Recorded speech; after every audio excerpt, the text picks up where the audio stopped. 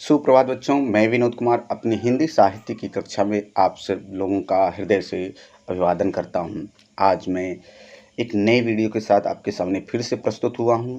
वह video NCERT आरोह भाग 1 से संकलित किया गया है। इस आरोह भाग 1 का 5वां पाठ काव्यखंड से मैंने लिया है। उस पाठ का विषय है या उस पाठ का नाम है सहर्ष स्वीकारा है। सहर्ष स्वीकारा है कविता के कवि हैं गजानन माधव मुक्तिबोध।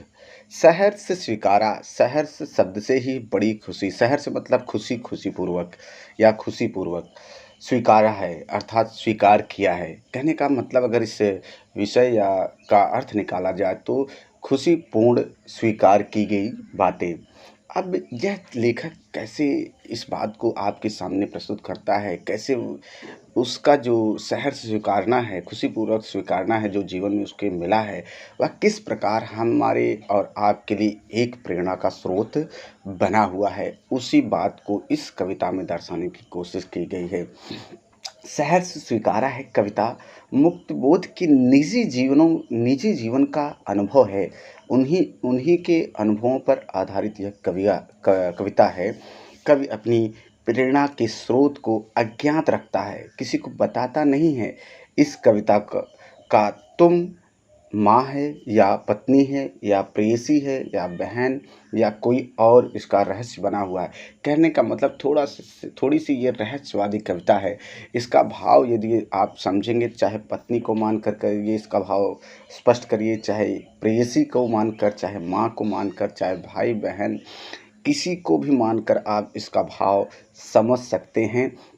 यह एक प्रकार का रहस्य इसमें दिखाई देता है। कवि स्वीकार करता है कि उसके जीवन में जो भी कमजोरियां या उपलब्धियां या जो भी समस्याएं उसे मिली हैं, उन्हें अब उसके प्रिय का प्रेम और समर्थन प्राप्त है। कहने का मतलब उसके जो प्रिय प्रेयसी को लेता है अगर कवि, तो उसको प्रिय माध्यम बनाता है, तुमको प्रिय माध्यम बनाता है और कहता है यह सब जो मिला है मुझे अपनी प्रेयसी और प्रेम के समर्थन से प्राप्त हुआ है। वह अपनी गरीबी पर गर्व करता हुआ अनुभव करता है। और इसमें इस कविता में मुख्य रूप से आप जब भाव स्पष्ट करेंगे या उसको समझेंगे तो इसमें कवि का अनुभव, एक गंभीर अनुभव दिखाई देता है, विचार चिंतन दिखाई देते हैं, भावनाओं की नदी का एक मौलिक रूप दिखाई देता है।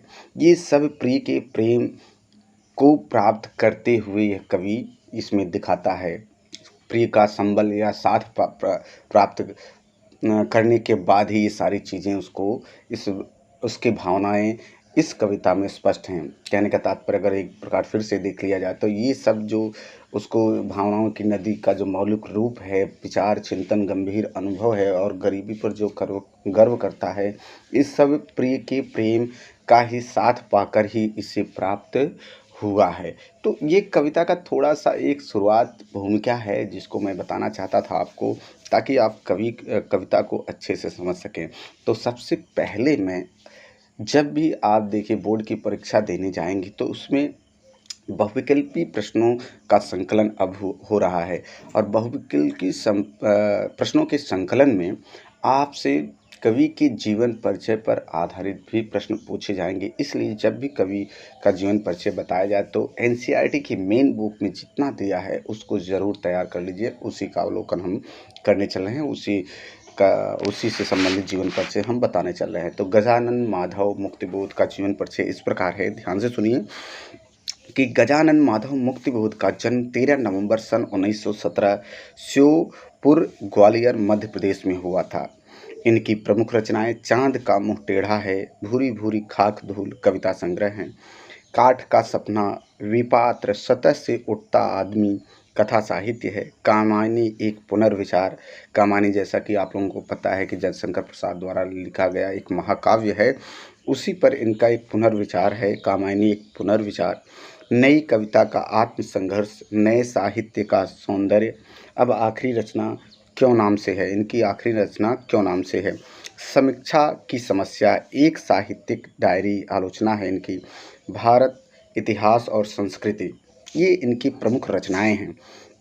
अब जैसे आपसे पूछा जा सकता है कि बताइए कि चांद का मुंह टेढ़ा किसने लिखा है, तो आप बताएंगे कि यह गजानन माधव मुक्ति बोध द्वारा लिखा गया है। इनका जन्म कब हुआ? 13 नवंबर सन 1917 में हुआ। कहाँ हुआ? श्योरपुर, ग्वालियर, मध्य प्रदेश में। यहाँ से प्रश्न आपको बनाए जा सकते हैं। इनकी मृत्यु 13 सितंबर सन 1964 नई दिल्ली में हुई। अब इनके बारे में एक कविता संकलित की गई है इन्हीं की। हमारी हार का बदला चुकाने आएगा, हमारी हार का बदला चुकाने आएगा, संकल्प धर्मा चेतना का रक्त प्लावित स्वर। हमारे ही हृदय का गुप्त स्वर्णाक्षर, हमारे ही हृदय का गुप्त स्वर्णाक्षर प्रकट होकर विकट हो जाएगा। तो यह इनके बारे में कही गई एक, कहते हैं ना कि एक ऐसी कविता है जिसको पढ़ने के उपरांत इनके जीवन से सारी चीज़ें हमें देखने को मिल जाती हैं। इनकी कविताओं में संकलन जिस भाव का है वो देखने को मिलता है। अब देखिए क्या लिखा है। हार का बदला चुकाने वाले संकल्प धर्मी। देखिए, कवि मुक्तिबोध का पूरा जीवन जो है संघर्ष में बीता। उन्होंने 20 वर्ष की छोटी उम्र में बड़नगर मिडिल स्कूल में मास्टरी की। तत्पश्चात सुजालपुर, उज्जैन, कोलकाता, इंदौर, मुंबई, बेंगलोर, बनारस, जबलपुर, राजनांदगांव आदि स्थानों पर मास्टरी से पत्रकारिता तक का काम किया। कुछ समय तक पाठ्यपुस्तकें भी लिखी। छायावाद तथा स्वच्छंदतावादी कविता के बाद जब नई कविता आई तो मुक्तिबोध उसके अगुआ कवियों में से एक थे। मराठी संरचना से प्रभावित लंबे वाक्यों ने उनकी कविता को आम पाठकों के लिए कठिन बनाया, लेकिन उनमें भावनात्मक और विचारात्मक ऊर्जा अटूट थी। जैसे कोई नैसर्गिक अंतःस्रोत हो जो कभी चुकता ही नहीं बल्कि लगातार अधिकाधिक वेग और तीव्रता के साथ उमड़ता चला जाता है। यह ऊर्जा अनेकानेक कल्पना चित्रों और फैंटेसियों का आकार ग्रहण कर लेती है। मुक्तिबोध की रचनात्मक ऊर्जा का एक बहुत बड़ा अंश आलोचनात्मक लेखन और साहित्य संबंधित चिंतन में सक्रिय रहा। वे एक समर्थ पत्रकार भी थे। इसके अलावा राजनीतिक विषयों, अंतर्राष्ट्रीय परिदृश्यों तथा देश की आर्थिक समस्याओं पर लगातार लिखा है। कवि शमशेर बहादुर सिंह के शब्दों में उनकी कविता अद्भुत संकेतों भरी जिज्ञासाओं से अस्थिर, कभी दूर से शोर मचाती हुई कानों में चुपचाप राज की बात कहती चलती हैं। हमारी बातें हमको सुनाती हैं। हम अपने को एक कदम चकित होकर देखते हैं और पहले से अधिक पहचानते हैं। तो कहने का मतलब आने वाली कवियों के लिए भी प्रेरणा स्रोत का इन्होंने काम किया है। उनकी कविता के लेखन को आधार बनाकर, उनकी भाव विचारों को आधार बनाकर आने वाले कवियों ने काफ़ी कविताएं लिखी हैं, लेख लिखे हैं, कहानियाँ लिखी हैं। तो इस तरह का व्यक्तित्व था गजानन माधव मुक्तिबोध का हिंदी साहित्य में। अब उनकी जो यह कविता जो दी गई है शहर स्वीकारा है, उसका मूल भाव देख लेते हैं कि इसमें क्या दिया गया है, कवि ने क्या बताने की कोशिश किया है। मुक्तिबोध की कविताएं सामान्यतः बहुत लंबी होती हैं। उन्होंने जो भी अपेक्षाकृत छोटे आकार की कविताएं लिखी हैं उनमें से एक है शहर स्वीकारा है, जो भूरी भूरी खाक धूल में संकलित है। मतलब भूरी भूरी खाक धूल जो है उनका एक बहुत बड़ा कविता का संग्रह है, संकलन है। उसी में से एक छोटा सा पार्ट ले लिया गया है जो इसे हम शहर स्वीकारा है आपके पाठ में दिया गया है। एक होता है स्वीकारना और दूसरा होता है शहर स्वीकारना। देखिए, स्वीकारना और शहर स्वीकारने का अर्थ यहाँ बताया जा रहा है। स्वीकारना यानी खुशी खुशी स्वीकार करना। यह कविता जीवन की सब दुख सुख संघर्ष अवसाद उठा पटक सम्यक भाव में से अंगीकार करने वाले की प्रेरणा देता है। कवि को जहाँ से यह प्रेरणा मिली प्रेरणा के उत्स तक भी हमको ले जाती है। उस विशिष्ट व्यक्ति या सत्ता की इसी सहजता को चलते उसको स्वीकार किया था। कुछ इस तरह स्वीकार या आत्मसात किया था कि आज तक वह सामने नहीं भी है तो भी आसपास होने का एहसास होता है। देखिए, इसमें मैंने कहा ना कि यह कविता थोड़ी रहस्यवादी है। इसमें कहता है कि एहसास तो होता है, अगल बगल आसपास दिखता है, लेकिन सामने वो प्रस्तुत नहीं होता। चाहे माँ का प्रेम हो, चाहे प्रेयसी का प्रेम हो, चाहे पत्नी का प्रेम हो, चाहे बहन भाई किसी का भी प्रेम इसमें इस कविता का आधार आप लेकर उसका उत्तर बना सकते हैं। तो मुस्कुराता चाँद ज्यों धरती पर रात भर मुझ पर त्यों तुम्हारा ही खिलता वह चेहरा है। चूँकि ये एहसास आप्लावनकारी है और कविता का मैं उसकी भाव प्रवणता के निजी पक्ष को उभर कर सिर्फ विचार की तरह उसे जीना चाहता है, क्योंकि वह बृहत्तर विश्व की गुत्थियाँ सुलझाने में उसकी मदद करेगा। वह दिवंगता माँ, पत्नी, बहन, सहचरी कोई भी हो सकती है। कहने का मतलब इनकी कविता में जिसको शहर स्वीकार करने की बात की होगी, जिसके लिए तड़प इनके लिए होगी, जिसके लिए इनका विचार, इनके चिंतन, इनका गंभीर अनुभव, इनकी गरीबी पर अपने गर्व करना, ये सब अपने चाहे प्रिय के लिए हो, चाहे माँ के लिए हो, चाहे पत्नी के लिए हो, उसी का संबल उसी के साथ पाकर इनको प्राप्त हुआ है। वही बात कहने की कोशिश यहाँ पर कर रहे हैं।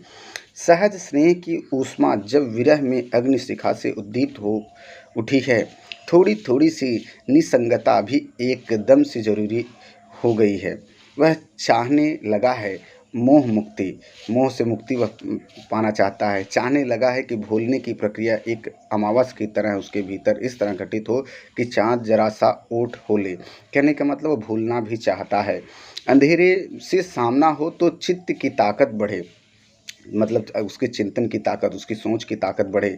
लगातार यह भौतिक और मानसिक अवलंबन अंदर एक अज्ञात भय भी कायम रखता है। ममता के बादल की मंडराती कोमलता क्योंकि भीतर पिराती है, बहलाती सहलाती आत्मीयता बर्दाश्त नहीं होती है। यह दृढ़ता और तदजन्य कठोरता भी बड़े मानव मूल्य हैं। इसलिए भूल जाना ही एक कला है। कहने का मतलब जो भी नहीं उपस्थित है या अपने जीवन में जो भी उसके जीवन में घटित हुआ है उसको भी भूल जाना लेखक उचित मानता है। अतः अति किसी चीज़ की अच्छी नहीं होती। हर समय की भावार्द्रता भी कमज़ोर होती है। अतिशय प्रकाश से आंखें चौंधिया जाती हैं, इसलिए किसी हद तक वरेण्य हैं। अंधेरा भी विस्मृत का अंधेरा। आदमी हरदम सब कुछ याद करता चले तो जीना भी मुश्किल हो जाए। तमसो माँ ज्योतिर्गमय, यदि एक प्रकार का यह सच है तो उतना ही सच है पाताली अंधेरी की गुफाओं में डूबना। भूलना दंड सही, फिर भी पुरस्कार मानकर ही ग्रहण करना चाहिए। धुएं के बादल भी पूर्ण विस्मृत घटित हो नहीं कर पाते। यादों की धुंधलका वहाँ भी है। मनुष्य की संपूर्ण चेतना अंधेरा उजाला सुख दुख स्मृति विस्मृत के ताना भरनी से बुनी एक कबीरी चादर है जिसे आत्मा चारों ओर से यानी संपूर्णता से में लपेट लेना चाहती है। जीवन का निष्कर्ष यह है कि वह किसी का नहीं, क्योंकि सब उसकी परछाई हैं। प्रश्न यह उठता है कि वह कौन है, दिवंगता माँ या प्रिया। बृहत्तर जीवन दर्शन जो ईश्वर निरपेक्ष होता हुआ भी उतना ही सर्वव्यापी और आप्लावनकारी होता है जितना कबीर के राम या वर्डवर्थ की मात्र बना प्रकृति या गुत्थी न सुलझे तो भी कविता अपनी मर्म स्पर्धता और द्वंद्व विहलता के कारण उतनी ही संगत और विशिष्ट है। साधक और साध्य की एकात्मता तेरा तुझको सौंपता का लागे है मेरा मोरा वाला ऐसा निरहंकार विनय पारंपरिक साहित्य से इतर यानी आधुनिक कविता में कम दिखाई पड़ती है। तो ये इस कविता का मूल भाव है जिसे हम इसमें दिया गया है। तो इसको ध्यान से पढ़िएगा, समझने की कोशिश करिएगा। देखिए इसमें कवि के मूल को उकेरा गया है, बताया गया है। थोड़ा सा इसका सारांश निचोड़ ले लेते हैं कि बहुत सारी कठिन कठिन शब्दों का इसमें एक आवरण दिखता है, तो उसका एक छोटा सा सारांश ले लेते हैं। कवि अपने प्रिय से बहुत गहराई से जुड़ा हुआ है। वह स्वयं को जितना ही उड़ेलता है उतना ही फिर भराता है। मानो उसके भीतर कोई झरना है। उसे लगता है कि उसका प्रिय उस चाँद की तरह खिला रहता है। कवि कहता है कि वह अपने प्रेमिका से अत्यधिक प्रेम से, उसकी ममता के मोह से उभरे, मतलब उससे बाहर आए। वह सदा ही उसकी आत्मीयता से के उजाले में रहते रहते कमज़ोर हो गया है। उसे भय लगता है कि उसके बिना शायद जी नहीं पाएगा, इसलिए उससे भूल जाना चाहता है ताकि वह अंधेरों में भी गहरी से गहरी गुफाओं में भी जा सके, अर्थात कष्ट सह सके। यद्यपि उसका प्रिय को भूलना एक दंड के समान लगता है, फिर भी उस दंड को झेलना चाहता है। उसे विश्वास है कि वह अंधेरों से लड़ता हुआ भी उसकी आत्मीयता से उसे शक्ति मिलेगी। उसका सहारा उसे सब जगह मिलता रहेगा। उसके जीवन में आज जो भी पाया है वह उसके प्रिय की ही देन है। उसके कार्यों में कारण के रूप में उसका प्रिय ही हर जगह समर्थ साबित हुई है। तो इस तरह इस कविता के एक मूल भाव आपके सामने प्रस्तुत होता है। कल से यह कविता आरंभ करेंगे और उसका भावार्थ बताएंगे, थोड़ा सा जीवन परिचय और इसमें दिए गए मुख्य मुख्य बिंदुओं जो कि इस कविता में चारों तरफ दिखाई देते हैं, मुख्य भाव को समझिएगा। आज के लिए इतना ही, धन्यवाद।